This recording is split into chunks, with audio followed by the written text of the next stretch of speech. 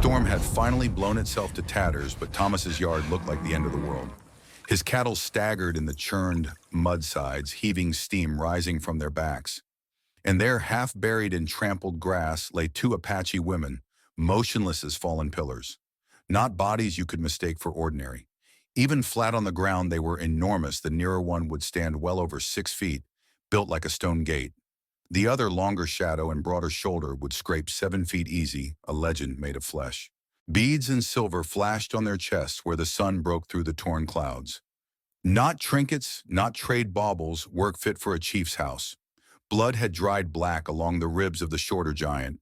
The taller woman's brow wore a deep, ugly split, and her breath sawed in and out like a saw through green wood. High-born, badly hurt, and on his land. Every frontier rule Thomas had ever learned thudded the same warning: help Apache and you hang with them. He took a step closer anyway. The tall one's eyelids fluttered. Dark eyes found him not burning with hatred, not even with rage, just that raw human fear he knew too well from watching a good herd die slow. Her lips moved a sound, half word, half prayer, then failed. Thomas felt the rope of consequence cinch around his own neck just thinking about it. Neighbors would see, tracks tell stories, pick the ending for him. A poor rancher sheltering giants. That sort of tale ends at a gallows. But fear has a particular look when it's honest. It broke across her face in a quiet tremble, a warrior's pride refusing to beg, while her body begged anyway. Thomas's hand hovered over his rifle, then lowered. The law said leave them. His gut said breathe. Think, do something. Between the dying cattle and the dying women, he understood the true choice: save his hide or save a life.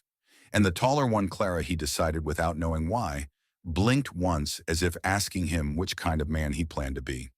Thomas knelt in the dirt, the weight of his choice pressing heavier than the storm that had just broken. Up close, the scale of the two women staggered him. Even stretched out in pain, they were carved from some grander pattern than ordinary folk limbs, like timber muscles that spoke of a lifetime of combat and survival. He had mended enough half-dead cattle to know what dying looked like, and it stared back at him now. The younger one, Etel, though he didn't know her name yet, was bleeding out fast. Something sharp had punctured deep between her ribs. The ground beneath her was soaked black, her breath rattling like a loose hinge. She had maybe an hour, maybe less. The elder sister Clara carried her own wound, a gash running jagged across her brow, but her eyes were awake, fixed on him with a predator's wariness and something else pleading hidden under iron. He swallowed hard. Helping them was suicide. Leaving them was easier. Then the taller woman tried to speak. Her voice, deep and hoarse, cut through the quiet with surprising clarity. Help, sister. The two words were broken, but they fell heavy on Thomas's chest. Sister. It wasn't just a word to him, it was a wound. He thought of Elizabeth, his little sister lost to fever 3 winters back. He'd been helpless then, too far away to fetch medicine, too powerless to ease her suffering. Watching her fade had branded him with guilt that never left. And now hearing the Apache giant use the same word, a memory uncoiled in him like a snake. He blinked, and for a second the dust and blood blurred into Elizabeth's pale face, her hand clutching his in the dark of that long night. He staggered back, pressing a palm to his chest, caught between terror and something dangerously close to duty. Every survival instinct screamed walk away. The law of the frontier was cruel but simple: help Apache, and you will hang if you're lucky. Yet staring at Clara's fierce eyes and Itel's failing body, he knew another truth: if he walked away, he would never forgive himself. Thomas muttered a curse under his breath and dropped to his knees again. He slid his arms under Itel's shoulders. She was impossibly heavy, her body solid muscle and bone, more like lifting a steer than a woman. The strain lit fire through his back and arms, but he didn't let go. Clara, swaying on her feet, bent to grab her sister's legs. Even battered, she towered over him, her strength both a burden and a salvation. Together they hauled the younger giant toward the cabin. Each step felt like dragging the whole world uphill. The unconscious weight threatened to crush him, yet he gritted his teeth and pushed forward. The door frame loomed ahead, but he realized with a sick lurch that it was too narrow. They had to turn Itel sideways, easing her broad shoulders through the gap without tearing her wound open further. Sweat poured down his temples, mixing with the grime and fear. Clara's breath came hard beside him, her long hair clinging damp to her face, but she never faltered. Just as they managed to get Itel inside, Clara's hand shot to his arm. "They come," she rasped, eyes flashing toward the horizon. Thomas froze. Through a crack in the shutter, he saw them, 5 riders cresting the southern ridge horses, painted in dust rifles gleaming faint in the afternoon sun. Apache warriors. His mouth went dry. If they saw 2 of their high-born daughters bleeding in a white man's cabin, there would be no explaining, no bargaining. Only death. The wounded woman groaned, pulling his attention back. Blood seeped fresh through the cloth Clara had pressed against her ribs. He could let her die and save his own neck. Or he could fight for her life and gamble with everything he had left. Thomas shut his eyes for half a breath, hearing Elizabeth's voice in the echo of his memory. "Don't let me go." When he opened them again, his decision was carved deep as stone.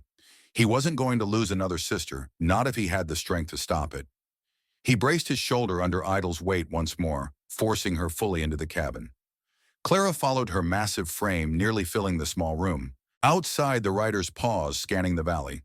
Thunder rolled in the distance, a second storm on the way. Inside, Thomas's heart hammered with a grim clarity. There would be no turning back now. The room smelled of blood smoke and fear. Thomas pressed a rough strip of cloth against Itel's ribs, his hands trembling, as crimson seeped through faster than he could staunch it. Clara, though she had not yet given her name, leaned heavily against the wall, her towering frame shadowed by the flickering lamplight. Her eyes never left him, sharp and steady, though her body was moments from collapse. He had questions too many, but the silence between them grew unbearable.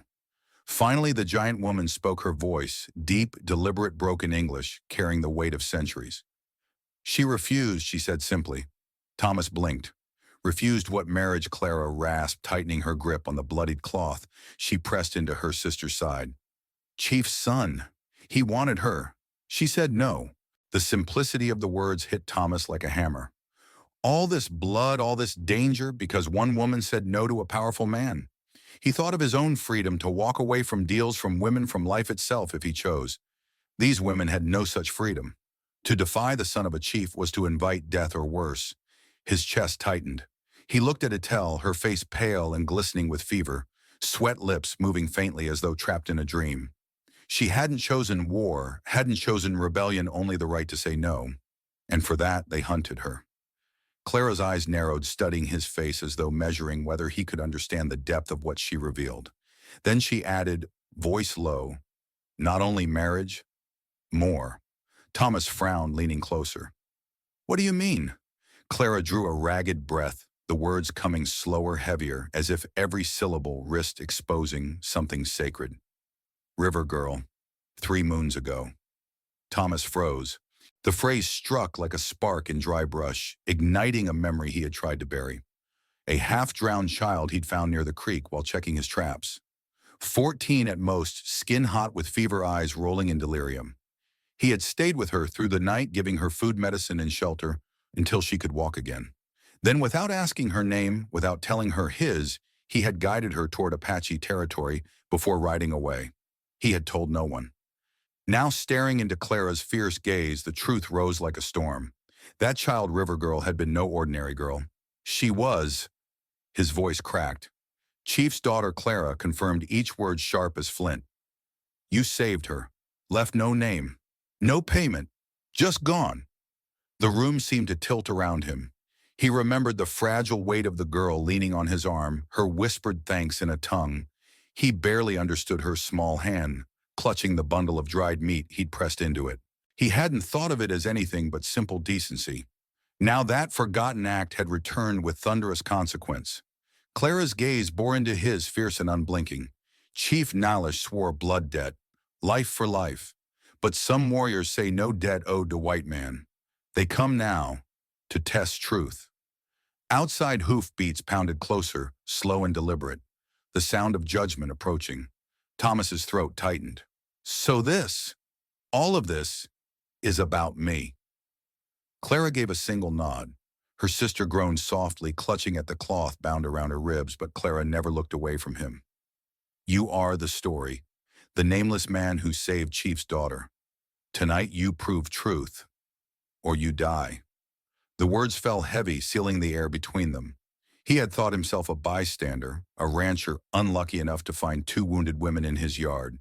Instead, he was the fulcrum of a larger test, an old debt, a fragile bridge between two worlds, balanced precariously on his shoulders. Outside, the riders' voices rose in Apache sharp against the storm wind. Inside, Thomas realized the blood debt wasn't just about a girl saved by the river. It was about who he would choose to be now.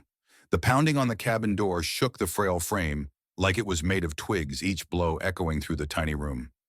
Dust sifted from the rafters, and Ezekiel Marsh felt the walls close in on him. His rifle was clenched so tightly in his hands that his knuckles blanched. Yet he knew that 12 bullets were nothing against a squad of Apache warriors who had tracked blood right to his doorstep. Ayanna, towering even in her exhaustion, pressed her shoulder against the wall near the door. Her dark eyes burned with urgency. "You cannot lie," she said, her English jagged but strong. "Lie and they burn us alive. Truth is only way." Ezekiel swallowed hard sweat, prickling beneath his shirt, despite the cold drafts curling under the doorframe.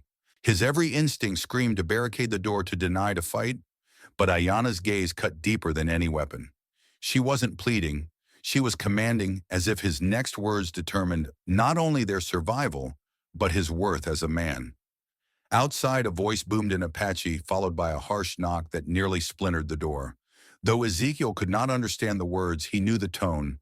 "Come out or face the consequences." Ayanna leaned closer, her towering frame casting him in shadow. "Say name, River Girl. Tell truth. Then we see." He nodded slowly, his throat dry as dust. For 3 months he had carried that secret, the half-drowned girl by the creek, the bundle of dried meat he had left in her hands the night spent guarding her fever until dawn. It had seemed a small act of mercy, forgotten as quickly as it had come. But now, with warriors outside demanding his life, it was the only coin he could spend. He drew a breath deep enough to steady his shaking. Then, raising his voice so it carried beyond the walls, he declared, "My name is Ezekiel Marsh. 3 moons ago, I found Chief Nalish's daughter by the river. She was sick near death. I gave her food medicine and guided her back toward your lands. I asked no payment, I gave no name. But I am that man." Silence fell so suddenly that even the night wind seemed to hold its breath. The pounding stopped. Only the crackle of the dying fire filled the space between heartbeats. Through the thin crack in the shutters, Ezekiel saw movement. 5 riders sat astride their horses' painted faces, turned toward his cabin. The leader, Gray, threading through his black hair, leaned forward in his saddle. His gaze was sharp as a hawk's, scanning the cabin like it could peel away the walls. At last the man spoke in accented but steady English. "Show yourself, Ezekiel Marsh. Bring women also." Ayanna tightened her grip on her sister's arm, helping the wounded giantess to her feet. Etel swayed, pale from fever and blood loss, but managed to stand leaning heavily against her sibling. Ezekiel lifted the bar from the door, his heart hammering so violently he thought the warriors must hear it. Then slowly he swung the door open. The night air poured in sharp and cold. 5 Apache warriors waited in his yard, their horses stamping restlessly. Their war paint gleamed under the lantern, light rifles strapped across their backs, knives glinting at their belts. Yet it wasn't open hostility Ezekiel saw in their eyes, it was scrutiny, a weighing of truth against lies. The leader studied him for a long, excruciating moment. "You are smaller than daughter described," he said, his voice carrying a note of dry amusement. "She said white man was giant who fought river spirits." Despite the tension, a rough laugh almost escaped Ezekiel's chest. "Children always make stories larger than life," he replied hoarsely.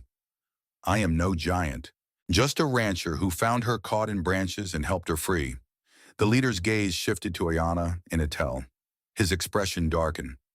"These women brought shame to Chief's son. Why you helped them?" Ezekiel steadied his voice, though his knees threatened to buckle. "Because they needed help. Same reason I helped your chief's daughter. A life in danger is a life worth saving." The warriors exchanged glances, speaking rapidly in Apache.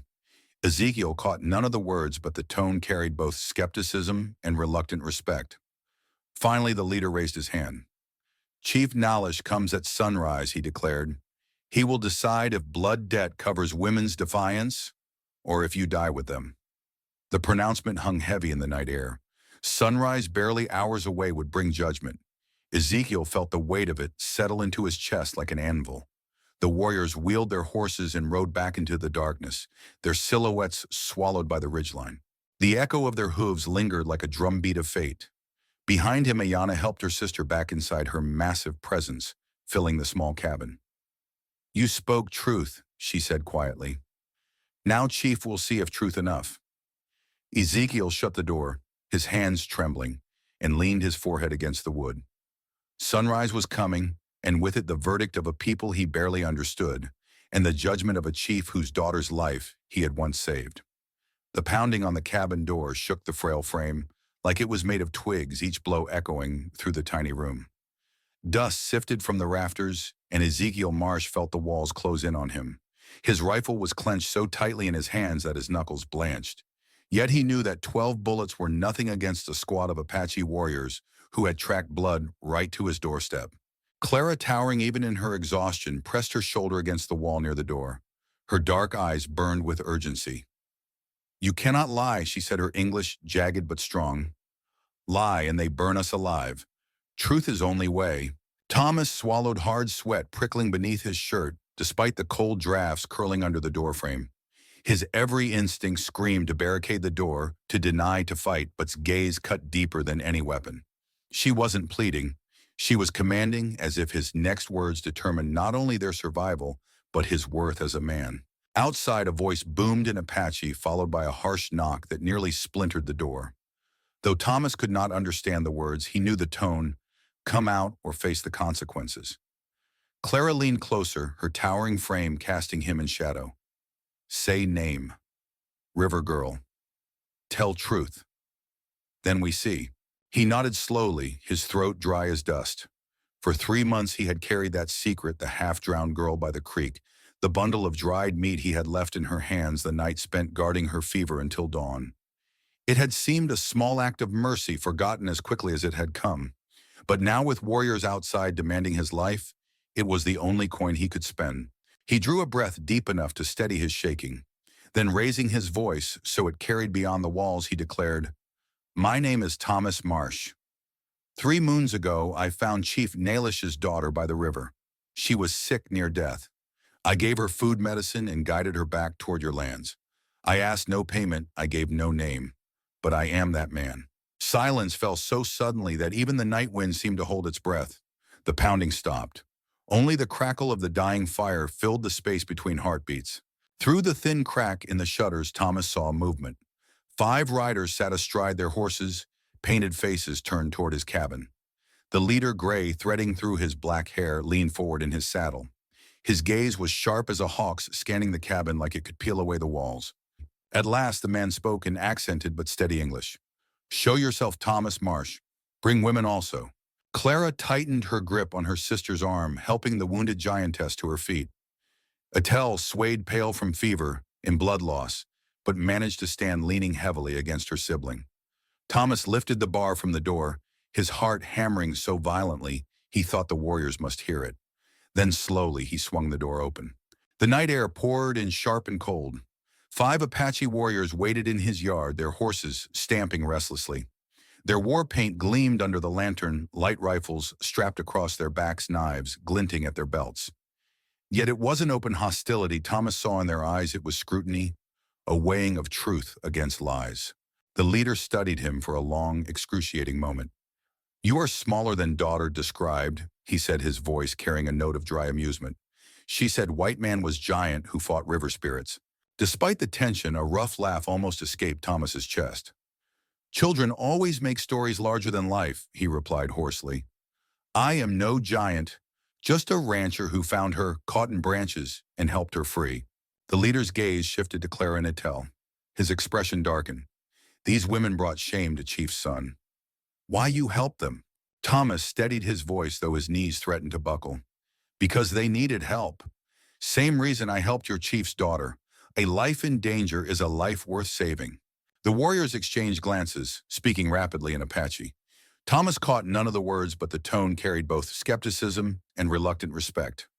Finally, the leader raised his hand. "Chief Nalish comes at sunrise," he declared. "He will decide if blood debt covers women's defiance or if you die with them. The pronouncement hung heavy in the night air. Sunrise, barely hours away, would bring judgment. Thomas felt the weight of it settle into his chest like an anvil. The warriors wheeled their horses and rode back into the darkness, their silhouettes swallowed by the ridgeline. The echo of their hooves lingered like a drumbeat of fate. Behind him, Clara helped her sister back inside, her massive presence filling the small cabin. "You spoke truth," she said quietly. "Now Chief will see if truth enough." Thomas shut the door, his hands trembling, and leaned his forehead against the wood. Sunrise was coming, and with it, the verdict of a people he barely understood, and the judgment of a chief whose daughter's life he had once saved. The night crept on with a heaviness that pressed against the walls of the small cabin. Thomas worked in silence, his hands steady as he cleaned and rewrapped the blood-stained cloth pressed against Etel's ribs. Each movement was slow, deliberate, partly to keep from causing more pain, partly to delay the thoughts clawing at his mind. Outside, the marshland wind carried the distant cry of coyotes, sharp and hungry. Clara knelt beside her sister, her tall frame bent with practiced skill as she tied off a fresh bandage. In the flicker of lamplight, her dark eyes held a weight that no warrior's stance could disguise. She spoke quietly, her English rough but clear. "Chief's son asked Etel to be wife. She said no. That is why hunters come." Thomas glanced up, startled by the bluntness. Just for refusing, Clara's jaw tightened. "He has 3 wives already, 2 beaten until they lost children. My sister saw. She would not give her life to that fate. Refusal brought dishonor to him. Dishonor he answers with blood." The explanation struck Thomas like a hammer. Out here, a man had the right to say no to cattle buyers, to land speculators, even to the preacher's hand when pressed too hard. Yet for these women, saying no to marriage was a death sentence. He looked at Etel's pale face, sweat streaking her temples, and felt a quiet fury rise in his chest. For a while they said nothing. Only the sound of fire popping in the stove and Etel's uneven breathing filled the cabin. Then just past midnight, the younger woman stirred. Her eyes fluttered open clear for the first time since he had carried her inside. She shifted painfully against the wall and in halting English whispered, "Thank you." Thomas blinked, unsure how to answer. Anyone would have done the same. But Clara's gaze cut to him sharply, almost as if she disagreed. Etel, despite her weakness, managed a faint smile. "Not anyone. Many would leave. You did not." The words landed heavier than Thomas expected. He opened his mouth to deny it again, but Clara was watching him differently now. Not with suspicion, not merely with the guarded vigilance of a warrior, something else harder to define. Recognition, respect. As if she had measured him and found something worth acknowledging. The cabin felt smaller under her gaze, the air dense with things unspoken. Thomas busied himself with the bandages again, though his hands trembled slightly. Outside, the wind shifted. Hoofbeats echoed across the valley, slow at first, then growing louder, deliberate, confident. Thomas's stomach dropped. The Apache had promised judgment at dawn. This was too early. Clara moved swiftly to the window, her tall body tense as a drawn bow. She peered into the darkness, then pulled back with a hiss. "Not my people," she whispered. "White men. 3 riders." Thomas's blood turned to ice. Settlers, maybe neighbors. But no, when the riders broke into view, the lamplight caught the cold gleam of badges pinned to their coats.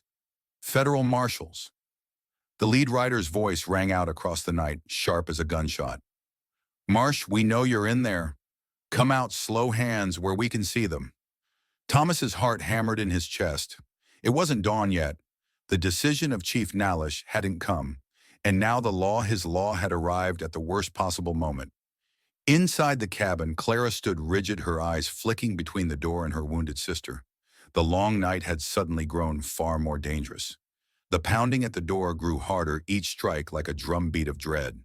Thomas rose slowly, rifle in hand, while Clara shifted her towering frame protectively in front of her wounded sister. The call came again, sharp and commanding. "Marsh, we know you're in there. Come out, slow hands, where we can see them." Through a narrow gap in the shutter, Thomas saw 3 riders dismounting in his yard. The moonlight caught the glint of badges pinned to their coats. Deputy Marshal Kane, leading 2 federal men. Their boots sank into the wet earth as they spread out, eyes scanning for movement, hands resting on their pistols like predators waiting for a twitch. Kane's voice carried with the confidence of law backed by steel. We got reports of Apache in this area. Tracking party says they came this way after the Morrison place was hit. Thomas's blood ran cold. If settlers had been attacked, the territory would be baying for Apache blood. Any found nearby would be shot on sight. Inside the cabin, Clara stiffened. Even injured, she loomed with coiled strength, her very presence a challenge to the men outside. Thomas pushed open the door a crack and stepped into the lamplight, leaving the sisters behind him. His body blocked the entrance, making himself appear small yet immovable. "Haven't seen any Apache," he said evenly. "Storm left my cattle half dead. Maybe that's the tracks you're seeing." Kane squinted at him, suspicion already coiled in his eyes. He gestured to one of his men. "Check the porch." The deputy crouched low, his lantern sweeping over the dirt. The glow revealed dark stains near the threshold, still tacky with blood. "Marshal," the man called, "this ain't cow blood. Too much of it. And look here, Prince." He pointed at the ground where enormous footprints marked the mud larger than any settler's boots. Kane strode forward, face tightening, as he measured the size of those tracks. His gaze snapped back to Thomas, cold and sharp. "What kind of people you been hiding here?" Marsh Thomas's jaw flexed. "I don't know what you mean." Kane's pistol cleared leather in a flash. "Step aside. We're searching your place." Thomas forced steel into his voice, though his heart hammered. "You got a warrant." Kane's lip curled. "Don't need one when it comes to Indian killers. Law gives us authority to act before more settlers die. Stand aside or I'll put you in chains and burn that cabin to the ground." Behind the door, Thomas heard Clara shift. Even without looking, he could feel her preparing, ready to fight if the lawmen pushed too far. One wrong move and blood would soak his yard before sunrise. His mind raced. He could lie again, pretend the blood was his own claim he'd cut himself with an axe. But Kane's men weren't fools. They had already seen the evidence prints too large to ignore, wounds too heavy to fake. The noose was tightening, and the truth pressed against his chest like a weight. Thomas drew a breath, lowering his rifle, but not his resolve. "You're right," he said quietly, words sharp as a blade. "There are Apache here. 2 women badly injured. They came seeking help, and I gave it. Same as I'd do for anyone else." Kane's eyes widened in disbelief, then narrowed into fury. "So it's true. You're nothing but an Apache sympathizer. That'll hang you quicker than horse theft." The other marshals exchanged looks, hands tightening on their guns. The accusation was a death sentence on the frontier, and Thomas knew it. Yet even as fear clawed at his ribs, he stood straighter. Better to be condemned for mercy than praised for cowardice. Inside, Clara's deep voice rumbled low, steady as bedrock. "He helped because we were dying." The cabin, the yard, the whole valley seemed to hold its breath. The tension in the yard coiled tighter with every passing second. Kane's pistol never wavered, aimed squarely at Thomas when the distant thunder of hooves broke across the night. All heads turned toward the northern ridge where dust clouds began to rise, blotting out the stars. More riders were coming. The marshals shifted uneasily, their rifles swinging toward the horizon, unsure whether reinforcements or enemies approached. Thomas's stomach twisted. If more lawmen arrived, his fate was sealed. He would hang before sunrise as a sympathizer. If it was Apache, the yard would turn into a battlefield with him at the center. The hoofbeats grew louder until silhouettes appeared through the gloom. Not settlers, not a war party, but more federal riders, reinforcements summoned by Kane. 6 additional men dismounted with brisk efficiency, surrounding Thomas's property like a tightening noose. Kane's sneer returned as confidence swelled with the strength of numbers. "Now we've got enough to do this right," he growled. "Search every building. Bring out anyone hiding inside. Tonight we end this." Before Thomas could speak, the cabin door opened from behind. Clara stepped into the lamplight, her massive frame filling the doorway, with a presence so commanding that even hardened lawmen faltered. She stood nearly 7 feet tall, her dark eyes blazing with dignity, her wounded sister leaning heavily against her side. The sight silenced the yard. Kane's men gaped openly. They had never seen Apache women like these giants, wrapped in beadwork that glittered with ancestral pride, their posture regal despite bloodied bandages. The night air seemed to tremble as Clara's voice rang out in deep, clear English. "I am Clara, daughter of Chief Nailish." She declared every syllable, vibrating with authority. This man Thomas saved my sister's life when death was upon her. Under Apache law, his mercy binds him to us through blood debt.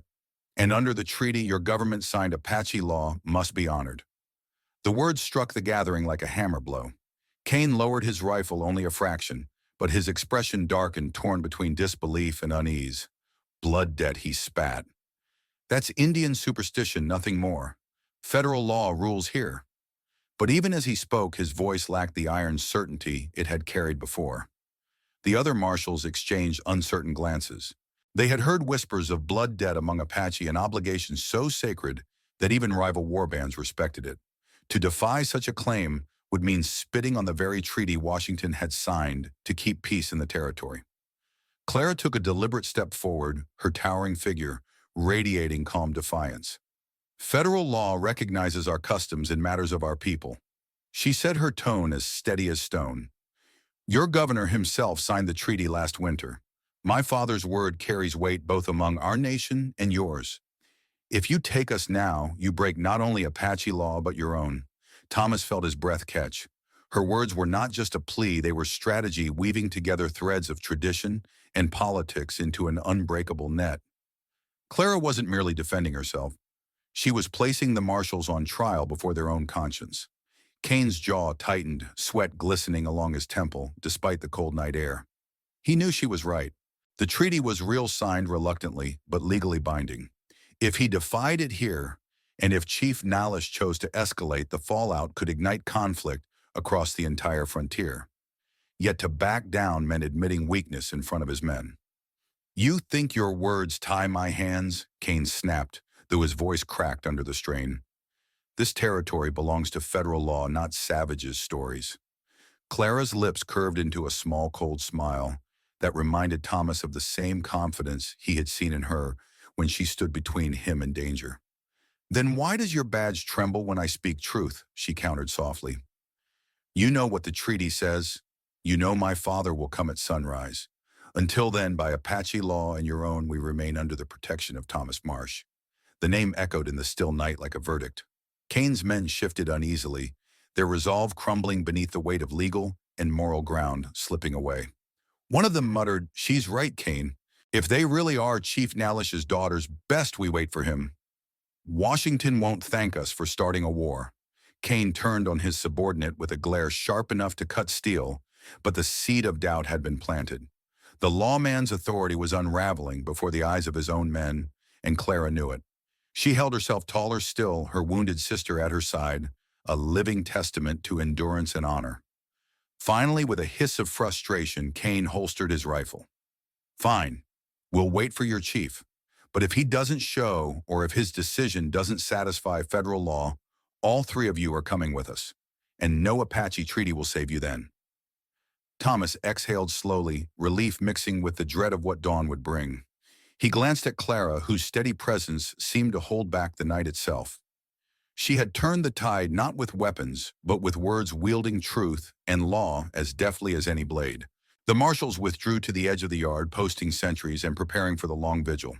The firelight flickered across their uneasy faces, while inside the cabin, Thomas, Clara, and her sister braced themselves for the judgment that sunrise would deliver.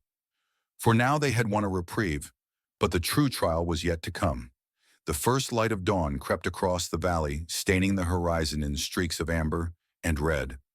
Every shadow seemed to stretch longer, every breath heavier, as Thomas stood in his doorway, shoulders stiff from a night without rest. Beside him, Clara towered like a sentinel, her massive frame casting a long, commanding shadow across the yard.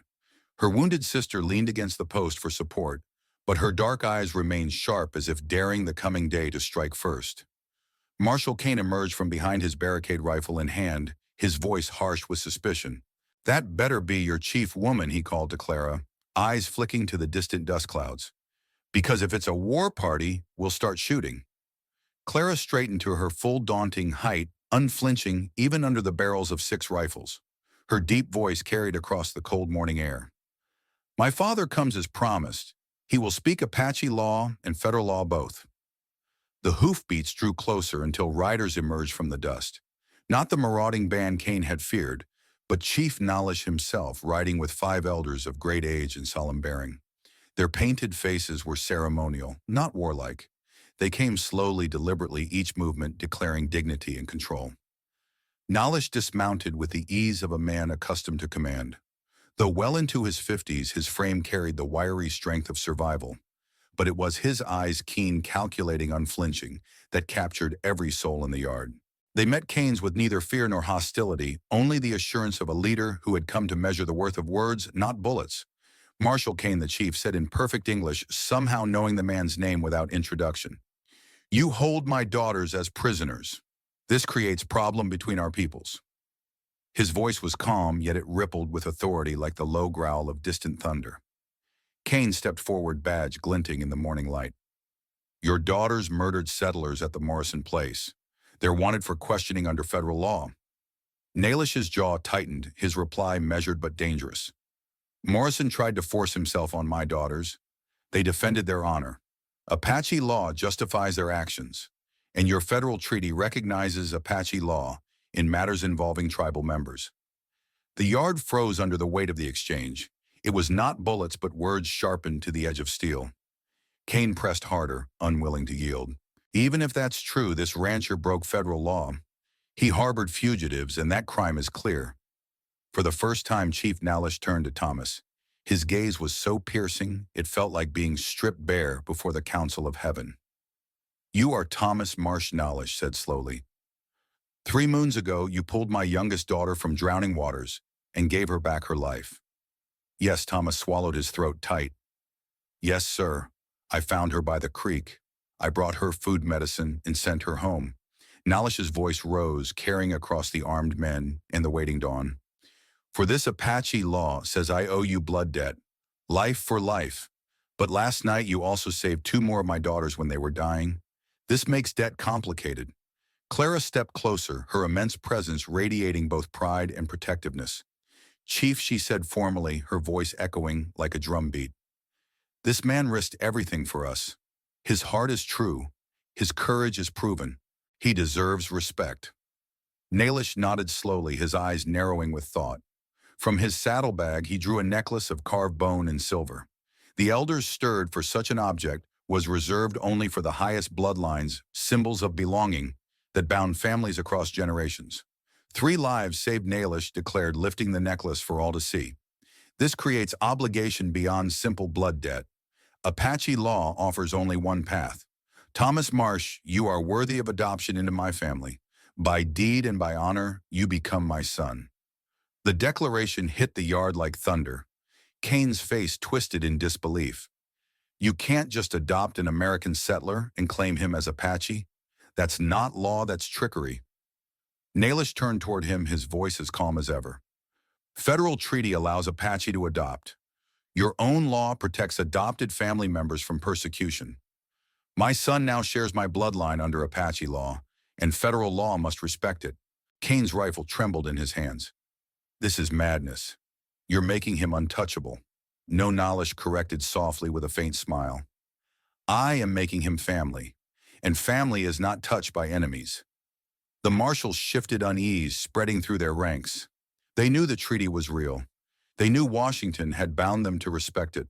To strike at Thomas now would be to strike at Nalish himself, and no marshal wanted to carry the blame for reigniting war. Kane's fury boiled, but he was trapped. His authority was shrinking by the second, eroded by law he could not twist in honor, he could not deny. With visible effort, he forced his rifle down, spitting words like venom. "Fine. But don't think this ends here. There will be federal investigations. You'll answer for this." Nalish's eyes gleamed with quiet confidence. "Let them come. Apache law is clear. Federal treaty honors Apache law. My son and daughters are under tribal protection now." He stepped forward and placed the heavy necklace around Thomas's neck. The weight of it was both chain and liberation, binding him to a people he had never imagined belonging to, yet offering protection greater than any badge could provide. Kane's lips curled in disgust, but he could do nothing. He had been outmaneuvered. His only choice was to holster his weapon and ride away, muttering curses into the morning air. His men followed, though their faces revealed reluctant respect for what they had witnessed. When the dust of their departure settled, the yard fell silent, except for the steady breath of horses. Clara stood at Thomas's side, her dark gaze resting on him, with something unspoken but powerful. The necklace gleamed against his chest, proof that he was no longer just a poor rancher on the edge of survival. He was kin to the Apache, adopted son of a chief brother, and perhaps more to the towering woman beside him. In that moment, Thomas realized the decision had changed everything. What began as an act of mercy had become a covenant sealed by honor, law, and blood. And though the morning sun burned hot across his face, it felt like the beginning of a life he had never dared to imagine. Months had passed since the dawn when Chief Nalish placed the adoption necklace around Thomas's neck. What had begun as an act of survival sheltering two wounded sisters had evolved into something far larger than he could have imagined. His once failing ranch had become a thriving trading post. Apache families came to exchange pelts, maize, and handmade goods with settlers who dared to travel under treaty protection. Federal officials, still bitter about being outmaneuvered, found themselves powerless to interfere, for every transaction was shielded by both tribal and federal law.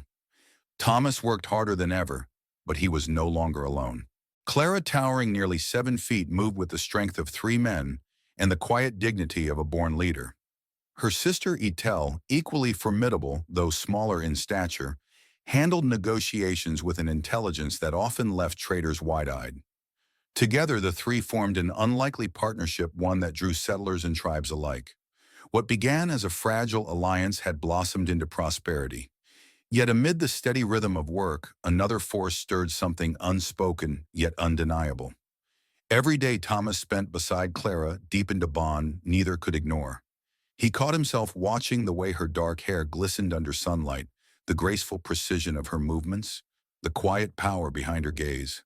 At night, when fires crackled and laughter rose from the trading yard, he sometimes found her eyes meeting his across the flames. There was no mistaking the warmth that lingered there. Thomas wrestled with it in silence, for under Apache law, Clara was his sister. The adoption had protected him, saved them all, but it bound his heart in chains of propriety. To love her was to betray the very law that had made him family. And Clara, though her face revealed little, was not blind. She carried her feelings with the discipline of a warrior, yet Etel often caught her lingering near Thomas longer than duty required, her expression softening when she thought no one noticed. It was Chief Nalish who finally broke the silence. When he returned months later, his eyes missed nothing: the thriving post, the respect Thomas commanded, and the unspoken tension woven through every glance between his adopted son and eldest daughter. He dismounted with the dignity of a man prepared to settle not just disputes of law, but of the heart. "My son Nalish," began his deep voice steady, "you have honored adoption well. Apache, people see your worth. You have given protection and labor. You have kept my daughters safe." He paused, his gaze narrowing with subtle calculation. "But I am old. Old men sometimes solve one problem while creating another." Thomas's chest tightened. He knew before the words came that Nalish had perceived the truth. The adoption had given him legitimacy, but chained his heart to silence. "When I made you brother to my daughters," the chief continued, "I solved problem of law, but I created problem of heart." He gestured toward Clara, whose massive figure stood as still as stone beside Thomas. "She is warrior trained to fight and lead, but she is also woman, and woman chooses her own path." The air grew taut, every elder watching, every settler frozen in anticipation. Clara stepped forward, her voice strong, but edged with vulnerability. "Chief, I choose to speak." "Speak then," daughter Nalish granted. Her words rang clear, carrying across the yard. "Brother has shown honor beyond any white man I have known. His courage is proven, his heart is true. But my heart does not see him as brother. My heart sees him as man." The admission fell like a spark on dry grass. Murmurs rippled through the gathered crowd. Elders stiffened, settlers shifted uneasily, and Thomas himself felt his breath seize. Chief Nalish, however, only smiled, the cunning of a seasoned leader glinting in his eyes. "Apache law has solution," he declared. "Brother who proves himself worthy can be released from family bond by chief's word if other family agrees." He turned to Itel. "Younger daughter, what say you?" Itel, tall and strong, even through her healing, straightened to her full height. Her voice carried the clarity of certainty. I release Thomas Marsh from brotherhood. He has earned right to choose his path, and my sister has waited long enough for joy. She smiled, her towering presence softened by affection. Nalish lifted his staff, his authority absolute. Then I speak final decision. Thomas Marsh is released from adoption. He is no longer my son by law, but if he chooses, he may become my son by marriage if my giant daughter agrees to have him. The yard erupted in whispers, shock rippling like thunder. Federal marshals who had lingered at the edges of the crowd shifted uncomfortably, knowing the implications. This was no mere union of two people, but a political alliance cementing law, blood, and land. Thomas turned to Clara. For the first time, the chains on his heart fell away. Clara, he said softly but with conviction, from the moment I lifted your sister from the earth, I was bound to your family. But what binds me now is not duty. It is love. If you will have me, I will walk your path as husband, not brother. Clara's gaze, dark and luminous, met his without wavering. I will have you, she said simply, the words heavier than any vow. And so the ceremony began. It was unlike anything the frontier had seen. Apache traditions intertwined with territorial law. Elders painted Thomas's hands with ochre and ash, binding them to Clara's with strips of woven leather. A preacher from the nearest town, summoned for legality, read from the good book as settlers looked on with awe. When Clara stood before them in a traditional wedding dress, her towering frame adorned with beadwork and silver, every witness knew they were beholding something legendary. The kiss they shared was not one of passion, but of promise, a sealing of two worlds into one. Etel, grinning broadly, served as witness, her laughter echoing across the valley as joy replaced the shadow of war.